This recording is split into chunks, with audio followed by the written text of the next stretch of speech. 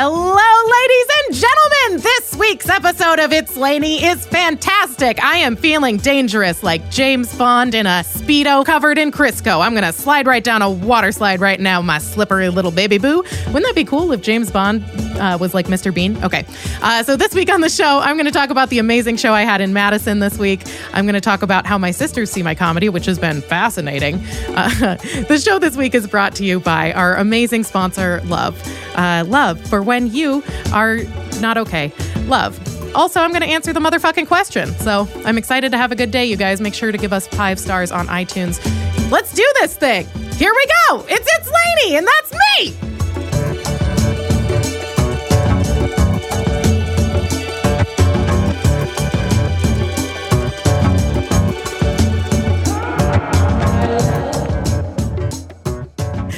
Thank you for counting me in, Aaron. This is Lainie. Yeah! Oh, boy. Oh, God. Wow. All right. Here we are this week. I'm going to rant, I guess. So this is the rant portion of the show, and it's normal. And if you... so I'll read you the notes that I have. This is terrible. I had to throw out all of my original notes because I was too high and they sounded stupid. They sounded like a high schooler's poetry. And I was like, I cannot let people see this. It would be worse than them seeing the inside of my vagina at homecoming. You know what I mean? Like, it would be horrible. So here's the notes that I had left over that made sense. And let's talk about how terrifying I am. Okay, here is what I have. This is the first one. If you don't challenge me, then you don't respect me. So I've just been somewhere in my house high as fuck thinking, come at me, bro. Come at me. Okay, the next note says, I'm going to get the shit I want out of my life. I was really trying to do some tough love with me this week. I was having a hard time. and then my last note, oh my God, it says emotional warrior. Makes me brave to not talk about it. And what that is I'm talking about being depressed. And I was like, you know what? Shut the fuck up and stop fixating on it. Just go do some activities. You'll be fine. So that's what I was trying to tell myself there. But it's, I'm trying to make things positive, so that it's like, you're not fucking up. You're doing great. It's okay that you haven't gotten out of your bed until 5 p.m. for the last couple of days. It's okay. And it is okay as long as I just don't get stuck doing that, because time is nothing to me. You know what I mean? Like, who cares? I just don't. That's an issue, though. I don't know if it's an issue, but one of the things I have a hard time with jobs, and I would be really interested to hear in how other people feel about this, because I think, Aaron, you're kind of similar to me on this, in that the way that I divide my time, my day, and my circadian rhythm does not match up with what is expected of you for a 9 to 5, or even for perhaps other work. So it's, yeah. Okay. Thank you for nodding so much. I appreciate it. Yeah, because, and this is the thing, is that there is, an industrialized idea put onto the, circadian rhythms that we naturally would have, because, if you were a farmer, you'd get up with the sun, right? But you'd also, if it was dark at 5 p.m., you'd go to sleep because it would be dark out and you can't do any more work. This is in the olden days where they showed ankles if they were feeling frisky. And dogs were wolves back then. It was so long ago. Cats were tigers, and America belonged to the Indians. They're Native Americans. They're actually the indigenous peoples of this place. And I'm probably just oh man, I can't say that, but Aaron, I would have. It would have been fun. But I cannot say that on air. I was about to say some horrible shit. I have been stewing in my own juices, and this is not good for me. I got to leave the house. Holy fuck. God damn. Oh, shit. Okay. Jesus Christ. All right. So the circadian rhythm thing. Oh, my God. If I get off my sleep schedule, I just don't care. I just don't. Because most people will be like, oh, I'm not arising with the sun. That feels weird. And I'm like, who gives a fuck? I could be alive all night, slithering around like a little snake at the nightclubs, doing cocaine off the floor, meeting everybody's friends and seeing who has the best shoes because I'm a snake.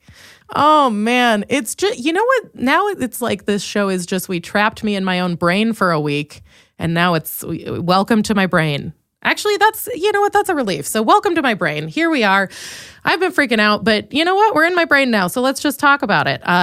So my circadian rhythm is all fucked up because I want to sleep when I want to sleep, but I also when I get fixated on a painting and I want to do that for 14 hours, I want to do that for 14 hours and then sleep for 3 days and then wake up and go to the Alps or whatever. Not that's ridiculous, not go to the Alps, but I want to buy a jumpsuit and do a show. And I don't know. I'm at a turning point in my life right now because I don't know, man, I'm really concerned about this turning point because I don't know what I'm going to do for work. And I've got a few different options and I really can't figure out what's best because I don't know in what capacity I can, should, or will continue being a performer. And that is petrifying to me. And so I think for all of my 20s, I just haven't made a decision. And now I kind of have to make one and I don't know what I'm going to do. And I'm afraid of making the wrong one. So that's a bummer. Damn. Shit, dude. But I mean, the options are all super cool. The thing is, the outcome, any way you slice it, is going to be really awesome. It's just kind of like, are you going to follow your dream or do you have to make a new dream? And I really, really don't know. I really don't know. I don't know what's best for me. I don't know what's best for other people. I don't know what's best for the political climate. Woo! It's just rolling a dice, It's just rolling a die. And Jesus Christ, I'm like, should I get a master's in social work and channel all of my energy? Because clearly I have a lot of emotional energy I need to burn off, right? I have a lot of emotional energy I need to burn off. I also have work ethic. I'm very competitive. So I have a lot of emotional energy to blow off. I am highly competitive, and I feel like I have maybe a rapid burnout rate because trying to keep my brain motor at a 6 all the time is, God, it's so much work. Because I had this thought the other day, which is, man, I could just be positive and achieve all my dreams if I could maintain my happiness level at a 6 every day. But I can't. So I got to find ways around it, to like work really hard when I'm at a 10 or something. See, and that's the thing, is that jobs are not designed for that. So it's like, I do not work best when I am sat down for 8 hours in front of a computer. I work best if, I start a project and it's going really well and I have to work on it overnight and then I maybe don't, and so, but I just put so much of my emotion into everything I do that I can't do it in a way that's not rewarding. So the problem, and so I guess, the good news is I have something to offer the world. Oh God, Jesus fucking Christ. So there's that. But how are you going to get it there? What is the path of least resistance? Will some of them make you happier than others? Well, and I will say, this really does, oh boy, I knew this was going to happen. This does tie into my performance this weekend. I was opening for Michael Ian Black, right? Yes. Thank you for the fist pump, Aaron. It was dope. And it was really cool. And I have a lot of fun stories about it. But one of the things that's very emotional about shit like that is that every time it happens, it's just normal. It's normal people doing normal stuff. They have, the thing that's really freaky about it is they have the same fucking feelings as you. They're famous and they're literally, it's in just looking at you like, honestly, I don't think this is weird to say this. No, it's not like a national following is listening to this. I'm not sure. Anyway, I was talking. So I went to Comedy on State, which was incredible. Fantastic shows, really amazing. I was very nervous to meet Michael Ian Black because I used to see him on TV when I was little. He was one of the first comics where I was like, oh my God. And I know it's stupid, but on the VH1, I love the 90s because I was like, oh my God, they're responding to something. It's a performer. It's not just a comedian. It's a performer, They're not necessarily doing stand-up. They're just like slaying it. And seeing that for me was like, holy shit. I want to be able to do that. And so, and that's awesome.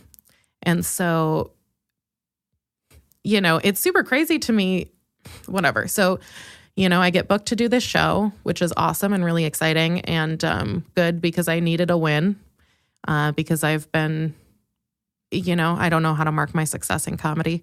And it was awesome. And so I was nervous to meet Michael Ian Black, and then he was really nice, and we had really great conversations all night, and he had no, airs, no pretension. It was like,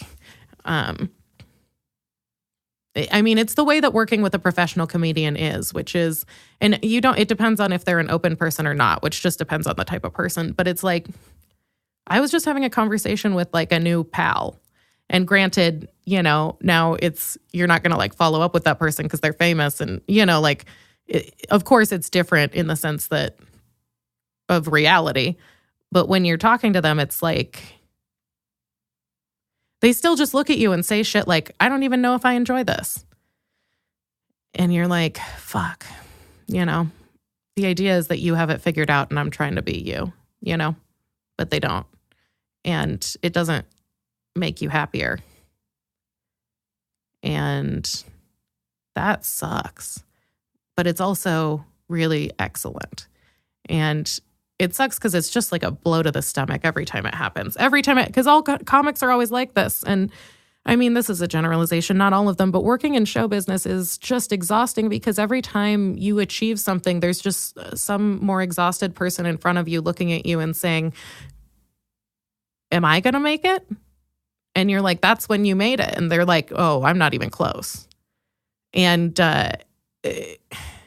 but not only that, it's like the big thing about comedy is it's just so many people peering out at you from under the fringe of their bangs, looking at you and saying, does this make me happy? And I don't know. I can't tell them because the thing that's really intricate about it is that you get addicted to the approval from people. And it's hard for me to tell if that's maladaptive or if it's good because sometimes it's really cathartic. But it really fucks you up in your brain. There's a you, and then there's a you that's that you crafted to sell.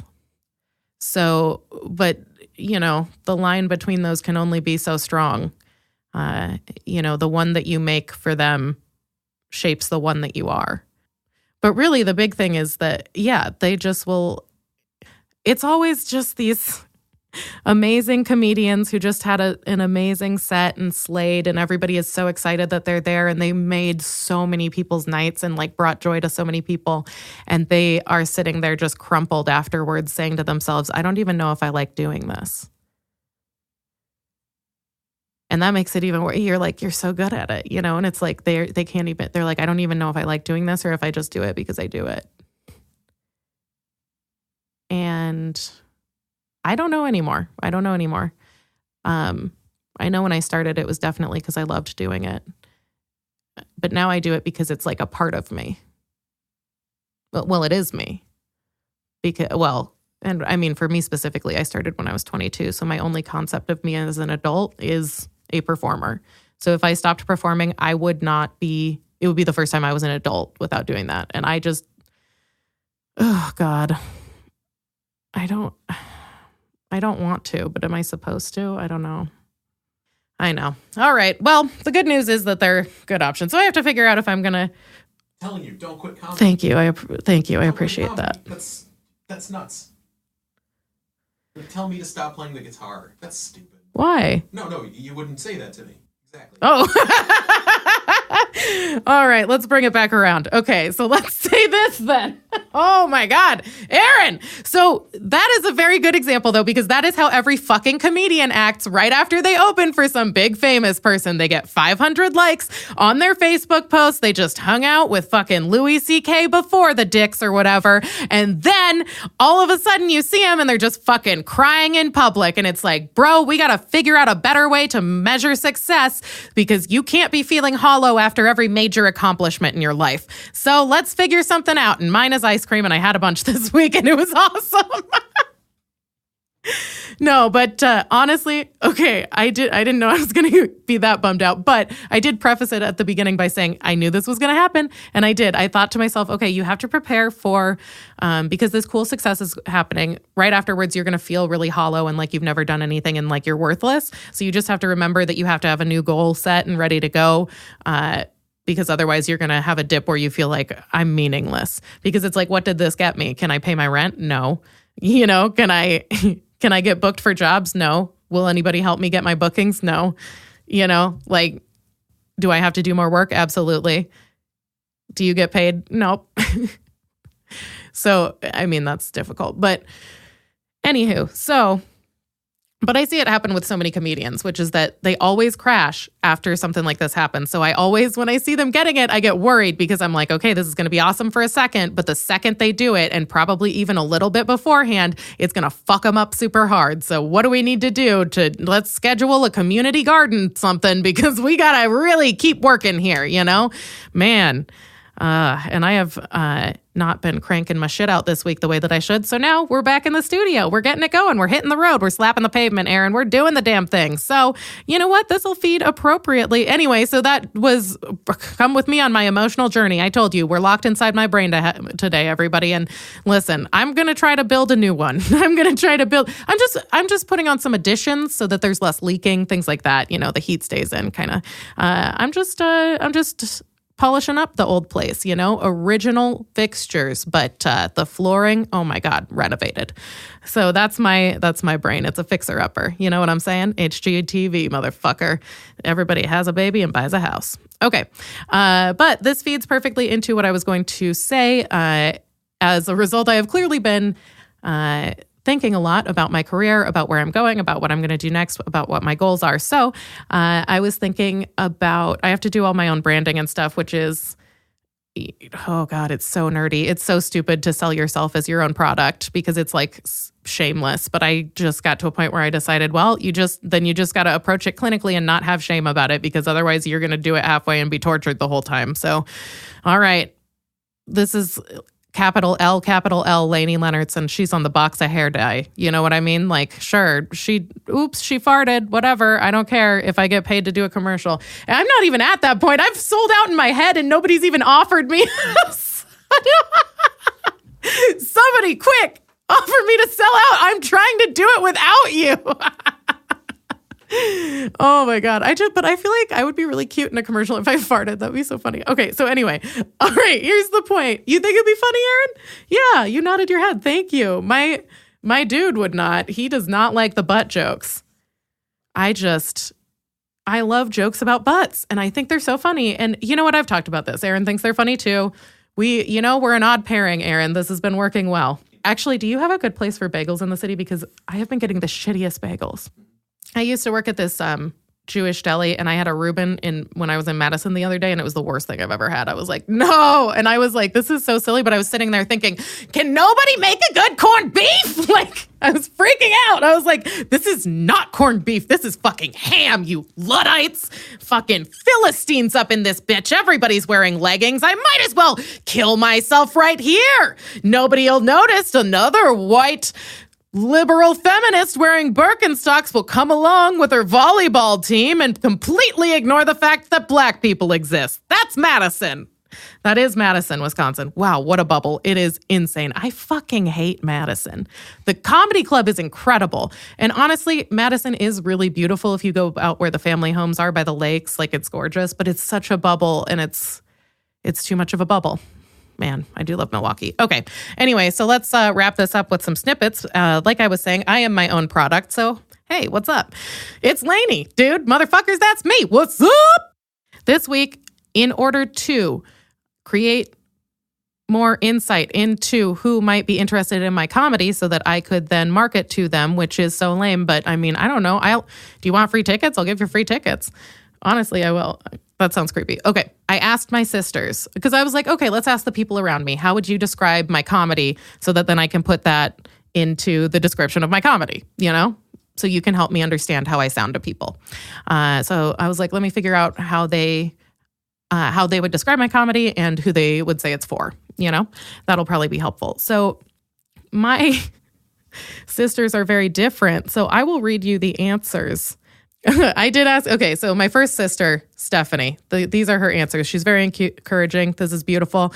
I will say something to note about this is, okay, there were a bunch of categories. So the questions I asked were, number one, how would you describe my comedy to people? Number two, who do you think listens to it? And number three, there were a bunch of demographic questions. So it was like, okay, the person who wants to follow my brand, what is their age, gender, location, income, marital status, occupation, and education?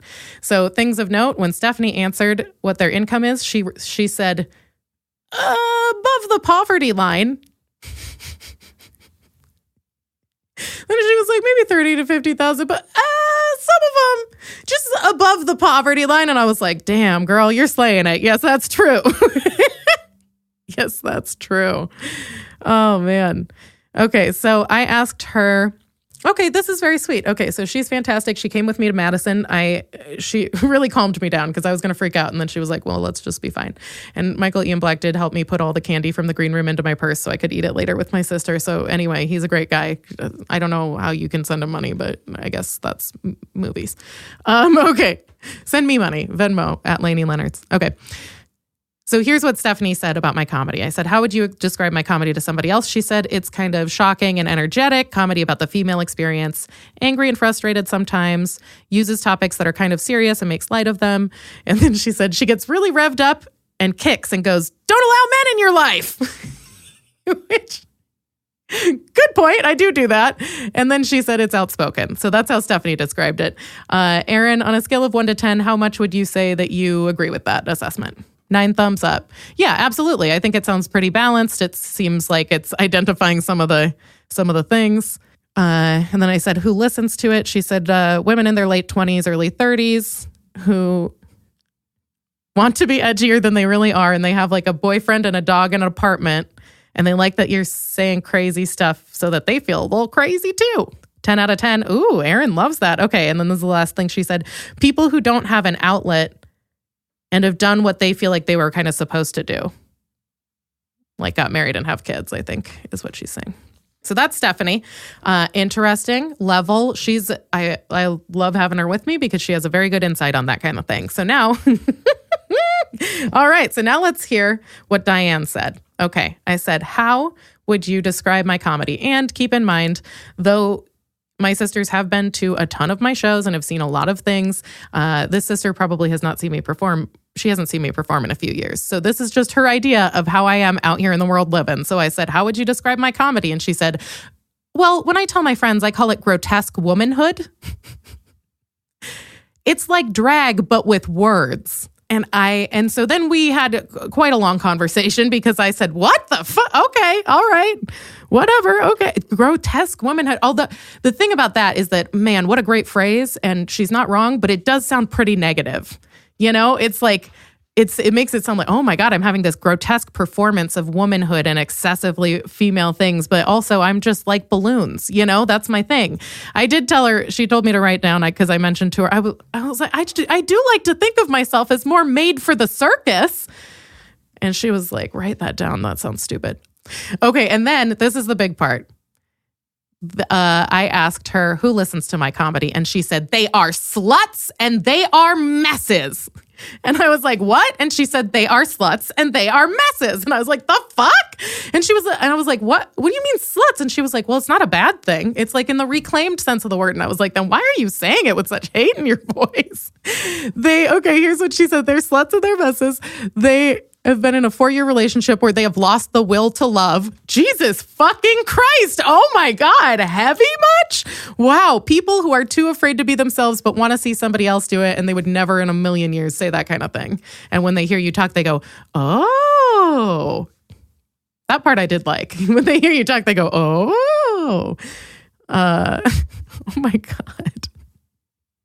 They are sluts and they are messes. And then her answers to the demographic questions is just terrifying. I said, what is their income? And she said they still live with their mother and they go out to get drunk. When I asked her their education, she said, oh my God, she said the funniest thing. She said, they've graduated college, but they're underachieving. And I said, okay, well, what is underachieving? And she said, that's a really good question. And then she thought about it for a while and she said, they make about $35K a year, but they became disillusioned with the system because they can't get ahead on their mortgage payments. And they're like 27 and they're a college graduate and they're underachieving in the eyes of their parents. And then she said, because in this economy, and I asked her to repeat it. And every time it's, they're underachieving in the eyes of their parents because of this economy. So interesting. Aaron, out of 10, how many points would you agree? Exactly. That's the crazy thing.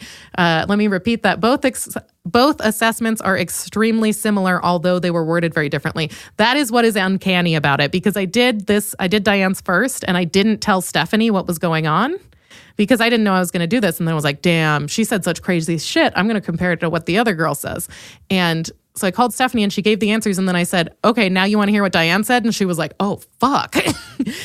Anyway, they said all these same things about people who want, people wanting to express themselves, it being about the female experience. But wow, Diane's had a real anger to it.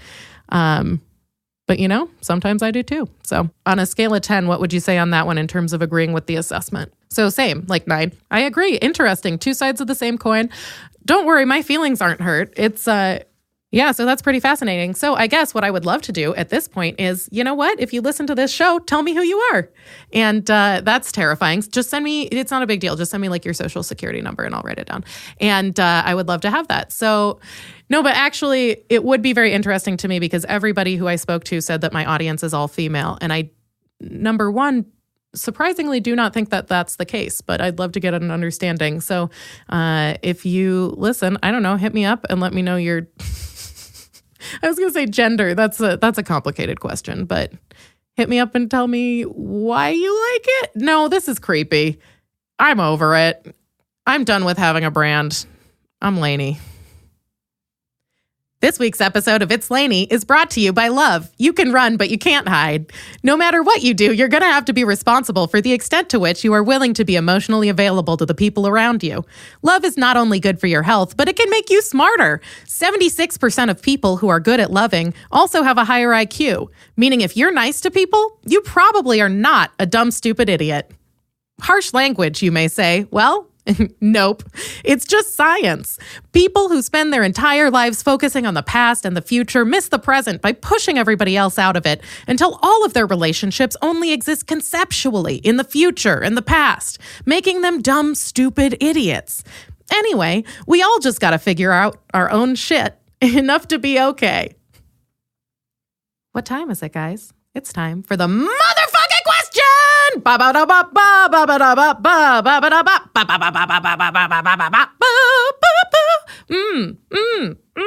Yeah. Okay, this is the motherfucking question. If you could have any unconventional pet, what animal would you be?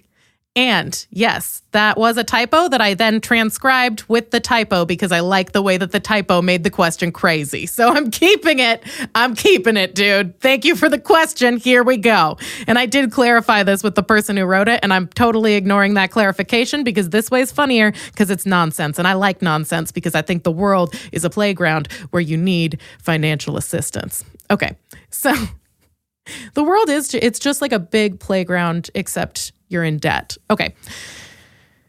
If you could have any unconventional pet, what animal would you be? Number 1, what animal would I be? I always have thought about myself as a Cocker Spaniel because my hair was always big. It looked like those ears. Also, the Cocker Spaniels get so excited to see you that they drool all over themselves. And so that's how I feel. It's like they get too excited and they pee themselves. And that's, I think, me. But they're big enough that they're not a yappy dog, which I don't, people pee themselves. It's not a big deal. Just let it happen, Aaron. You were, okay, I'm sorry. That was a head nod of recognition. You're right. I was looking at the back of your head. I shouldn't be doing that. We have you turn around for a reason. Your face is just too compelling. I've always answered with Cocker Spaniel because I've gotten a general consensus from people that seems accurate. It may have been crowdsourced originally, perhaps at a young age. But I don't know if I had to choose something else. Oh, God. I don't know. I think a cat would be good. I would like to be a cat. No, I don't know. I'd like to be a cat because sometimes when I get too depressed, I think about if I could just be a cat instead of a human, and it's great. They do all the same stuff as me, but they're really pretty too. So I could be super hot still. So I would be a cat. If you could have any unconventional pet, what animal would you be? Well, I answered the second part. So let's answer what the question probably actually was. If you could have any unconventional pet, what would it be? Like a fairy. Could I have a fairy like Tinkerbell? No, that's not a pet. That's is she a slave? What is she? Is she a prostitute? What is Tinkerbell's thing? But her haircut looks great. Okay, so what unconventional pet would I have? Well, I would like a cat. What if it was a cat, but it was like a tiger or something? It was ferocious, so it could protect you. So it's like a cat that like can sit with you and snuggle like Raja was that Raja? Was that the tiger's name in Jasmine and Aladdin? Yeah, and so it can sit with, yes, and they snuggle and she can read a book lounging with her beautiful, luxurious cat. And also, if somebody walks up, the cat will slash his face off and be like, no dick pics, ho. You know what I mean? That'd be so cool. Okay, but also, it's a lion. Okay, it's a lion because that's ferocious. That seems cool. I wish the lady ones could have manes. Maybe it's a tiger. I don't know, whatever. It's a cat thing. It's a cat thing. And it also, should it have wings? I don't know. It does seem kind of cool, but like, I don't want the wings to interrupt the sexy tiger, but okay, you know what? I've been watching a bunch of Sabrina because it was just Halloween, and witches have familiars. So that's what I'm thinking of. I have like a tiger and that's my familiar. So it's like, it can attack people if it's like a Patronus, but a real thing. And it's like a Patronus, but a real thing. Okay, so that's my daemon.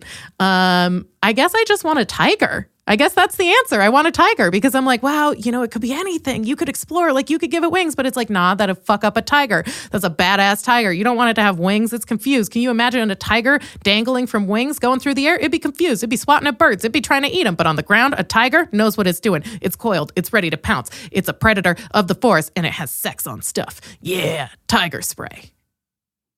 All right, so final answer. I would be a Cocker Spaniel. I'm a human Cocker Spaniel. That's what I am.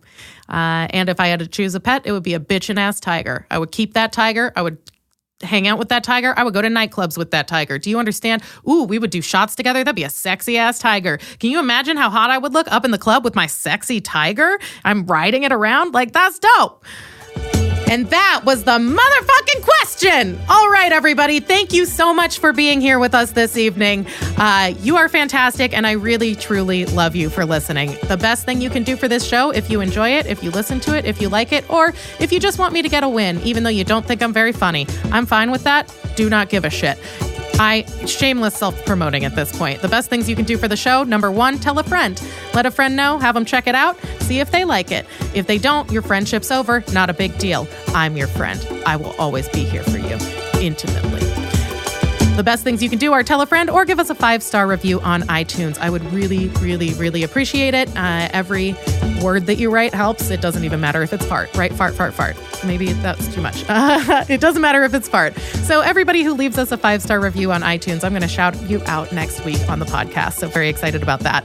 I've got a bunch of stuff coming up this month. So I have free tickets to a bunch of shows. There's TMI on November 9th. I will be performing on the Love Below comedy show on the 11th at 8 p.m.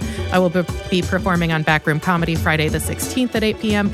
And also, I will plug an awesome show called Afterthoughts. It's a roast show at the Laugh Factory. It's their anniversary, so it's going to be on Friday the 16th at 10 p.m. I highly recommend it. I also have free tickets. So if you want to check out a roast in Chicago and you've never seen one before, hit me up and I will get you in the audience. You can find me on social media everywhere that you look. Check out my left boob, not the right one. It's none of your business. And guess what, everybody? Let's go kick this week's ass! Ugh! Hell yeah, you guys. We fucking did it.